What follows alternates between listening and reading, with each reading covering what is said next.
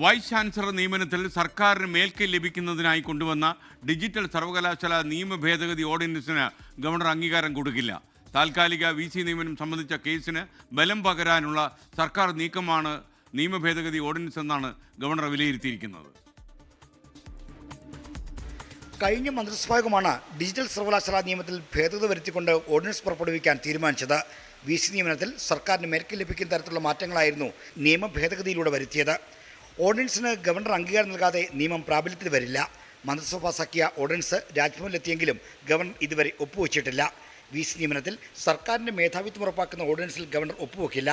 Ordinance പാസാക്കിയവർ പോലും അതിന് അംഗീകാരം കിട്ടുമെന്ന് പ്രതീക്ഷിക്കുന്നില്ലെന്നാണ് രാജ്ഭവന്റെ പ്രതികരണം. താൽക്കാലിക VC നിയമനം സംബന്ധിച്ച കേസിലെ വാദങ്ങൾക്ക് ബലം പകരുന്നതിന് വേണ്ടിയാണ് സർക്കാർ ഓർഡിനൻസ് കൊണ്ടുവന്നതെന്നാണ് ഗവർണറുടെ വിലയിരുത്തൽ. സർവകലാശാലകളിലെ VC നിയമനത്തിന് സർക്കാരും ഗവർണറും യോജിച്ച് സംവിധാനമൊരുക്കണമെന്നാണ് സുപ്രീം കോടതിയുടെ നിർദ്ദേശം. ഇതുപ്രകാരമുള്ള നടപടികളുമായി മുന്നോട്ട് പോകുന്നുവെന്ന വാദമുയർത്താനാണ് സർക്കാർ തിടുക്കപ്പെട്ട് ഓർഡിനൻസ് പുറപ്പെടുവിച്ചതെന്നും ഗവർണർ കരുതുന്നു. മറ്റന്നാൾ കേസ് വീണ്ടും സുപ്രീം കോടതിയുടെ പരിഗണനയ്ക്ക് വരുന്നുണ്ട്. കോടതി നിർദ്ദേശം അറിഞ്ഞ ശേഷമായിരിക്കും സർക്കാരിൻ്റെ അടുത്ത നീക്കങ്ങൾ. ആർ ശ്രീജിത്ത്, 24 തിരുവനന്തപുരം.